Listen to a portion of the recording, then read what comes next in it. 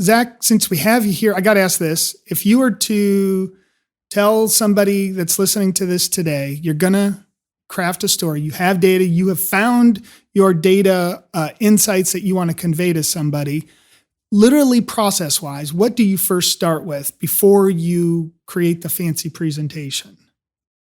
Yeah, so you mentioned earlier the structure that I think is important, and it's the structure that we all understand about stories, that there's a setup, which is where you're setting the stakes and the context about the story. The dilemma.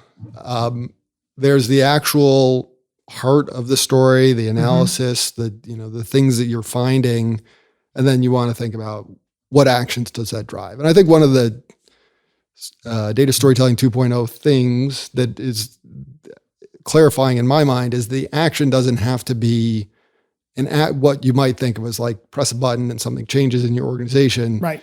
But it can be a better discussion, someone's mind changing, bringing someone else into the discussion. There's a bunch of ways you're actually like, you're moving the ball forward. Any action that moves the ball forward is important. So that's the starting point for me, is before you worry about how you want to visualize data, how it's going to look, and all the kind of fun things I would say about how you create a data story.